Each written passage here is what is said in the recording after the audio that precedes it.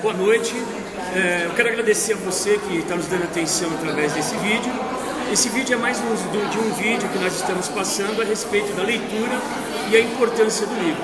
Estou aqui na Faculdade Anhanguera, ao lado do professor, conhecido como Regis Macedo, que é uma forma carinhosa, mas o seu nome é Reginaldo Macedo, professor de literatura e língua portuguesa. E estou aqui para apresentar o lançamento do livro, Os Óculos da Dona Gramática. Foi lançado hoje aqui na Universidade Anhanguera, aqui no Polo Taboão da Serra. Como é um prazer saber que você está sempre me acompanhando nesse canal, eu vou começar aqui uma entrevista com o professor Regis, com uma pequena introdução para ele falar um pouco dele. Boa noite, professor Regis. Boa noite, é um grande prazer poder conversar com você, seus seguidores. Veja bem, o professor Regis, hoje eu vou indagá-lo a respeito da experiência dele, o que trouxe a sua pessoa a seguir essa raia do conhecimento dentro daquilo que você milita na educação e o que fez você procurar ser um professor antes de você pensar em ser um escritor, editar um livro. Um dos fatores que me levaram a cursar letras foi a paixão que eu sempre tive pela literatura brasileira e universal. E quando eu escolhi a carreira, eu creio que tenho acertado o que procuro sempre fazer com paixão. E a literatura, desenvolver esse processo, sempre foi uma grande paixão em minha vida. Então, a opção pelo curso de letras surgiu daí. Veja, o professor acabou de falar da paixão que ele tem pela leitura e pelo curso de letras, Isso tudo começou, que idade tinha, professor? 19, 20 anos, por aí. 19, 20 anos, tem muitos anos de carreira já?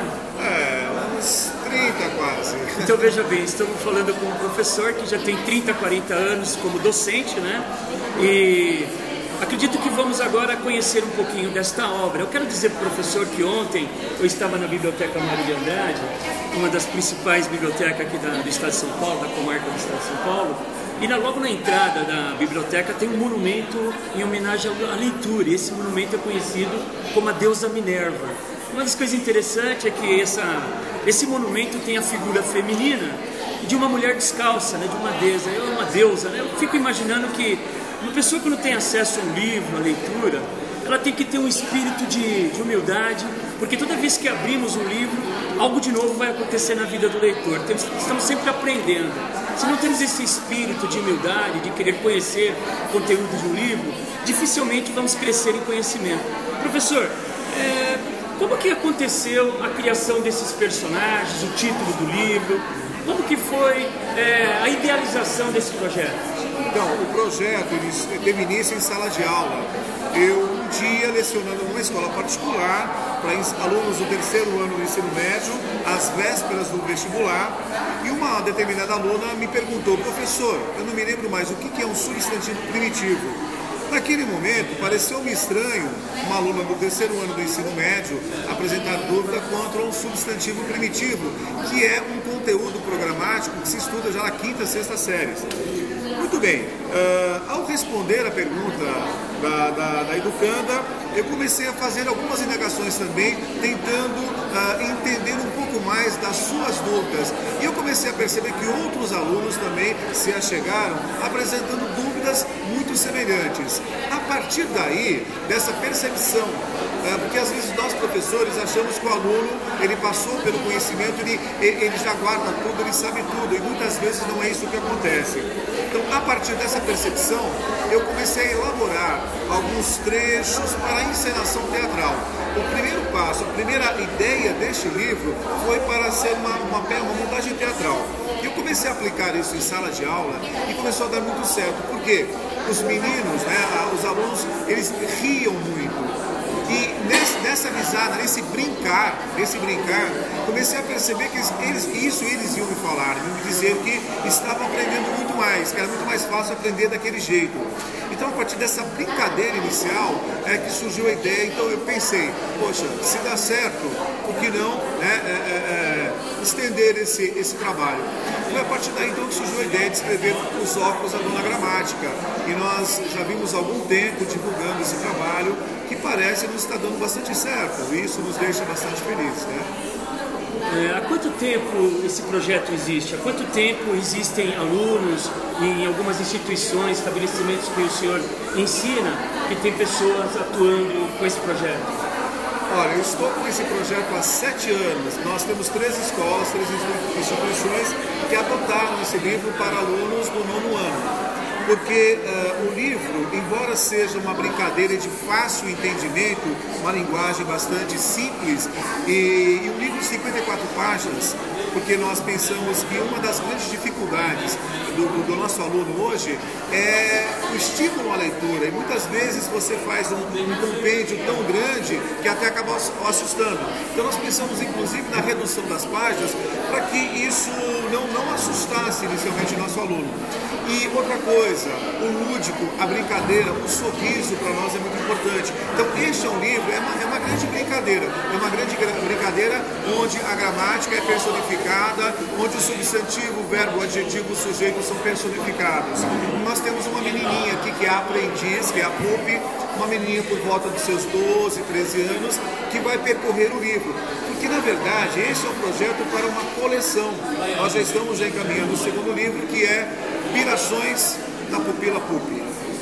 Interessante, o professor acabou de falar da Pupi, que seria uma personagem principal, né, do livro, e uma das coisas que eu penso que é importante para você ouvinte que está nos acompanhando é a importância desse seu projeto, porque desenvolve a oralidade da pessoa. Eu pude ver aqui na encenação teatral que ocorreu aqui nesse saguão da Faculdade Anguera de Taboão, eu vi de participação do auditório, participação dos atores, eu vi uma interação, uma interatividade de comunicação, eu vi a articulação de oratória, de treinamento de diafragma. Eu fiquei muito enriquecido ao ver o trabalho aqui do professor.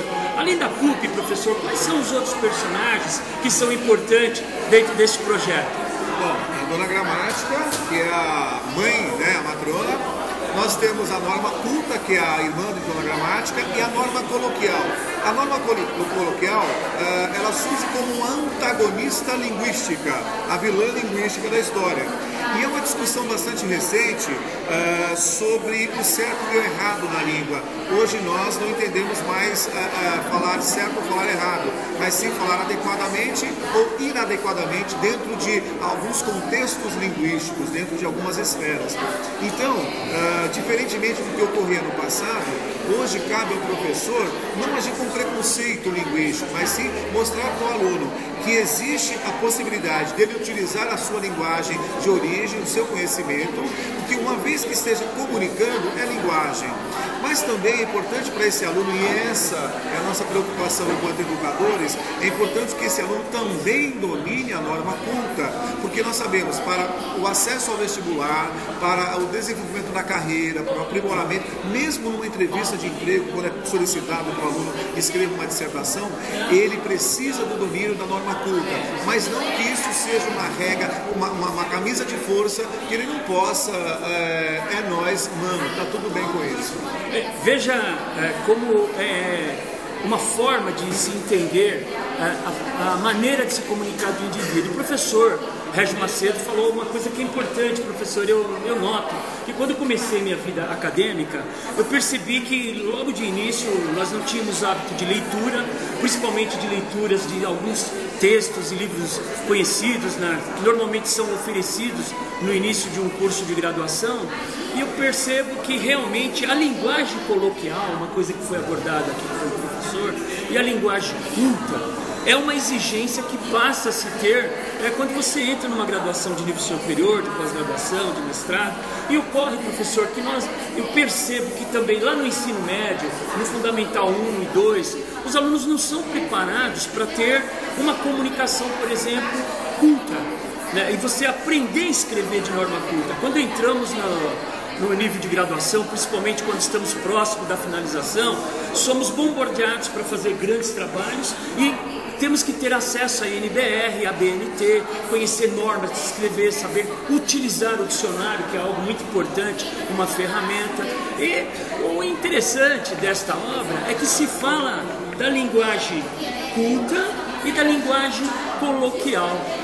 Como que esse projeto ele pode ser oferecido hoje na educação? Nós temos hoje no Brasil mais de 5.500 municípios, mais de 250 mil escolas públicas, e mais de 2 milhões de professores, e temos praticamente uma ferida muito grande no que se diz respeito à palavra, né? O ser humano ele tem uma dificuldade de ouvir, ele tem uma grande e extrema dificuldade da dicção e principalmente de se comunicar.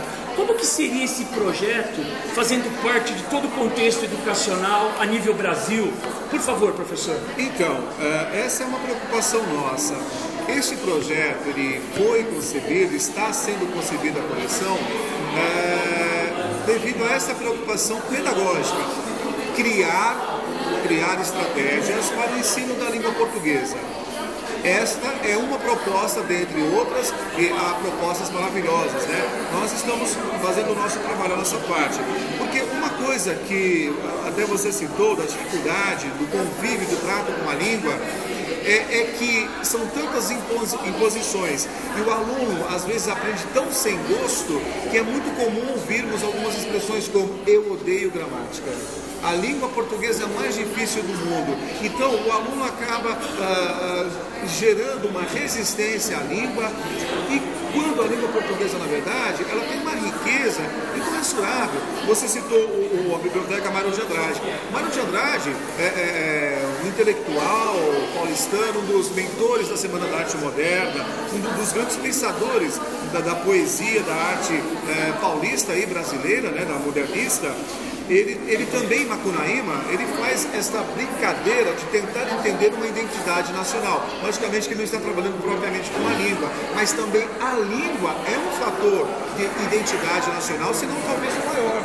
Então, esse nosso projeto, o que nós estamos buscando são parcerias com escolas, com professores, com pessoas que possam multiplicar, né, este trabalho. Este trabalho pode ser utilizado tanto no ensino fundamental, quanto no ensino médio, e até mesmo em cursos superiores, para a montagem de uma peça teatral, para uma mesa de redonda de discussões sobre questões linguísticas que hoje são tão recorrentes. Então, assim, embora a nossa proposta ela é simples, mas ela não é simplista. Veja que importante o que ele está falando. Por favor, continue, professor. Então, assim, esta nossa tentativa, a primeira coisa é despertar no educando o gosto, a paixão pela língua. Entender, por exemplo, nós procuramos resumidamente contar aqui como se dá o processo de formação, como se deu o processo de formação da língua portuguesa, desde lá de Troia, Eneida, Virgílio, na região do Lácio, a formação de Roma, que depois expande seu império, vai até a Península Ibérica, criar Portugal, e daí desse latim vulgar, misturado com outros falares, como o hebraico, o árabe, dentre outros, né, o galaico, né, vai dar origem à língua portuguesa. Então nós temos uma história riquíssima, riquíssima, e muitas vezes isso fica em quinto plano, não é nem segundo plano, né? E assim, se você não gosta da língua, se você não sabe manipular, manusear a língua, é muito difícil, por exemplo, a construção de um texto, ou mesmo a oralidade. Então, a leitura, e eu entendo, eu acredito muito no lúdico como uma proposta, uma estratégia de ensino. Como eu falei, não é a única, é uma dentre tantas outras, mas é uma proposta que, ao que nos parece, tem dado bastante certo, tem uma resposta muito positiva. O professor me faz lembrar, ontem eu estava com a Aline, a coordenadora da Biblioteca Mário de Andrade, e foi que nós comentamos a respeito da linguagem e da dificuldade da leitura. Professor, eu quero citar uma experiência. Eu me lembro que quando eu era muito jovem, eu tive a oportunidade de ler Umberto Eco. E quando a primeira contato que eu tive com o tratado que ele escreveu na Rosa, além de ser um estilo de romance, a linguagem era uma linguagem muito difícil para que eu entendesse, porque na ocasião eu era um analfabeto praticamente acadêmico, não tinha muita noção de literatura, principalmente de estilos de linguagem literária. O que ele me faz pensar, e o que eu quero dizer para você que está nos ouvindo, a nossa língua portuguesa, ela tem muitas nuances. Por exemplo, Umberto Eco, quando pela primeira vez eu tive acesso ao livro do Umberto Eco, eu tive uma dificuldade de entender. Depois, com o tempo, eu tive um acesso a um outro livro dele, como jornalista, e esse livro, o título é Irrealidade Cotidiana. A leitura é objetiva, é direta, é clara, é concisa. Eu falei, poxa, quando eu li A Rosa, eu não conseguia ler, era um estilo de romance, uma tese complicadíssima. Eu cheguei a pensar, não quero mais ler Humberto Eco. Depois que eu li Realidade Cotidiana e descobri, através de algumas entrevistas, ouvindo este pensador, professor, passei a ser uma pessoa que sou um fã desse sujeito. O que eu quero dizer com isso? Fazendo um adentro daquilo que o professor falou. A nossa língua portuguesa tem muita coisa pouca registrada como ciência. A língua portuguesa nossa não existe, tem a língua tupi, que é a língua da nossa nação, que temos algumas coisas que falam em tupi-guarani, e também existe a língua que nós falamos que é portuguesa, que na verdade a língua portuguesa também é muito pobre, porque ela vem também oriundo de uma língua que é chamada romances, que é onde na Península Ibérica ela se dividiu em duas línguas, que é o espanhol e o português. Nós temos uma herança muito grande, como o professor disse, no sânscrito, nós temos uma grande herança no hebraico, no latim, no chinês, né? Nós temos na língua árabe, nós temos no grego, no latim. E quando você começa a estudar a gramática e consultar o dicionário, você começa a perceber o quanto nós não temos a percepção da identidade daquilo que falamos. A bem da verdade, não existe ciência, muita ciência registrada nos tratados e no documento de cultura do Brasil. E uma das coisas mais bonitas, nós estamos começando a ver nesta fase desse século que nós estamos vivendo, pensadores como o professor, trazendo obras, mostrando metodologia. Método nasceu por René Descartes. Método quer dizer um caminho a ser seguido, quer dizer uma inovação para se pensar como comunicar, como falar, como linguagem. Professor, é encantador estar ao seu lado. Eu tenho 52 anos, eu não tenho a sua formação, mas eu sou fã de quem é apaixonado pela gramática, pela língua portuguesa, por leitura. Eu quero, antes de fazer as minhas duas últimas perguntas finais, eu gostaria que o professor falasse alguma coisa para que esses ouvintes, nossos colegas, venham prestar atenção. O que você acha que é importante para que o indivíduo tenha amor ao livro e à leitura? Bom, primeiro que o livro chegue a ele e que ele chegue ao livro. Porque chegar a meramente materialmente, nós sabemos que inclusive a escola pública hoje tem um vasto contato com o livro, né? Nós temos obras que são distribuídos nas escolas públicas, como Guimarães Rosa, Graciliano Ramos, Jorge Amado, Machado de Assis. Mas não basta apenas o livro físico chegar ao aluno, né? A literatura, o livro chegar, ele tem que chegar à literatura. E eu entendo como chegar à literatura, e é isso que eu entendo como criar recursos, criar métodos, estratégias para levar o aluno, primeiramente, você oferece a um aluno de 15 anos uma obra de Machado de Assis. Uma obra de Machado de Assis exige uma maturidade, não meramente linguística, mas de vivência pessoal. Então, como chegar a esse aluno, como despertar nele o interesse pela leitura? Então, como é que essa literatura está chegando para ele? Como que ele está chegando até essa literatura? Eu entendo que até certo momento do educando, até uma certa idade, enquanto ele ainda não consegue criar autonomia e caminhar por si, é necessário, e aí entra o nosso papel de professor, né? Que nós criamos então estratégias e que nós tornemos aquilo que é árduo, que é uma pedra para ele, em algo belo. É possível sim trabalhar Machado de Assis com alunos de 14 e 15 anos, é possível, mas assim, aí vem também o trato do professor, e isso nos exige bastante. Então eu acho assim, é um caminho de várias mãos aí. Não adianta só falar, o brasileiro, o aluno não gosta de ler, quando muitas vezes é imposto ao aluno que leia para fazer a prova, né, e vai cair tal livro. Eu não acredito que esse seja um bom caminho, mas eu acredito que o teatro, a leitura, a mesa redonda, o debate sobre obras, eu acho que isso é um bom caminho, dentre outros, é lógico, né, para que o aluno comece a, primeiramente, entender o que ele está lendo. Entender e saber, então, penetrar nesse universo que é maravilhoso, que é o universo da palavra escrita. Interessante, palavra escrita. Professor, antes de eu agradecer, eu farei duas questões diretas para o professor. Antes das suas considerações finais, que será a última voz dele, depois do meu agradecimento, eu quero fazer uma outra pergunta. Professor, por que Faculdade Anhanguera? Por que inauguração no meio dos acadêmicos da Anhanguera? Por que Faculdade Anhanguera hoje e o lançamento do seu livro? Eu fui convidado para trabalhar na Faculdade Anhanguera pelo coordenador, o professor Marcelo, que não está mais nessa unidade, e esse convite se deu exatamente porque eu vim até a faculdade para divulgar um outro livro meu, que é um romance chamado Rudes, Rebeldes e Jovens para Sempre, também destinado a um público juvenil. E a partir desse primeiro encontro com os alunos de letras, o professor Marcelo nos convidou para trabalhar aqui. E aqui estou desde 2010. E tem uma grande identidade com a faculdade, com os alunos de letras, também de pedagogia, inclusive com alunos de arte, que hoje vieram inclusive nos prestigiar aqui. Então eu tenho essa identificação com a faculdade, me sinto em casa aqui, tenho apoio, respaldo dos colegas, professores, dos amigos, e fazer uma sessão de autógrafos aqui hoje, né, é muito gratificante para mim. Foi uma experiência muito gostosa, inclusive porque alunos, nós tivemos algumas encenações de trechos da obra. Eles me procuraram, professor, será que nós poderíamos fazer? Eu falei, maravilhoso. Quer dizer, esse é o objetivo, é brincar e aprender, e brincar de aprender. É isso.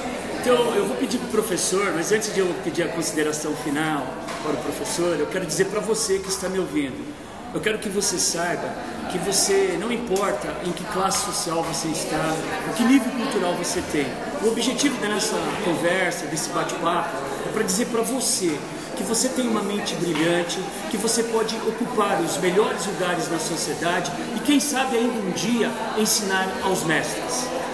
Professor, por favor, você pode fazer as suas considerações finais? Logo em seguida irei agradecer pelo tempo que as pessoas estão dando. Por favor, se sinta à vontade e o verbo e a palavra é sua. Bom, primeiramente agradecer a você, né, essa oportunidade de conversar com os nossos amigos. E assim, eu tenho uma origem muito simples. Eu sempre brinco, né? Eu conto uma história que eu fui conhecer luz elétrica aos 9 anos de idade. Isso não é brincadeira, isso é um fato real. E também passei por dificuldades, venho de uma família bastante humilde, o que não me impediu de buscar conhecimento. Eu sempre gostei de ler. E eu acho que nós não temos que procurar desculpas. O conhecimento é gerado por nós e é para nós. E deter, Clarice Lispector trabalhava muito, né, com essa ideia, Guimarães também, dominar a palavra é dominar o próprio destino. Uma nação, um povo que não domina a palavra, que não conhece o discurso do outro, e conhecer o discurso não é só ouvir o discurso do outro, como ler uma obra literária, não é meramente decodificar o que está escrito, mas o que está subentendido. Então eu acho assim, apossar-se da cultura, do conhecimento, é grandioso. Eu me coloco, eu sou uma pessoa simples, um simples professor, sempre à disposição, estou aqui na Anhanguera Taboão quase todos os dias, segunda, terça, quarta e sexta, e estamos com essa proposta, com esse projeto. E esperamos que isso vingue, estamos buscando caminhos e parceiros. E mais uma vez, muito obrigado. Eu me sinto honrado de estar lá ao lado do escritor e autor. Todos possam comprar e adquirir esta obra. Professor Régis Macedo, ele é chamado de Régis Macedo carinhosamente, mas o nome dele é Reginaldo Macedo. Adquira, está nas livrarias, na livraria da própria Anhanguera. Também quero agradecer à direção da Anhanguera, a todo o corpo docente, os vice-diretores, diretores, pela oportunidade que foi dada neste local aqui da biblioteca. Quero também dizer para você, ame a leitura. Professor, estou muito feliz de estar ao seu lado, obrigado por tudo. Obrigado. Até logo mais, um beijo, um abraço para todos vocês.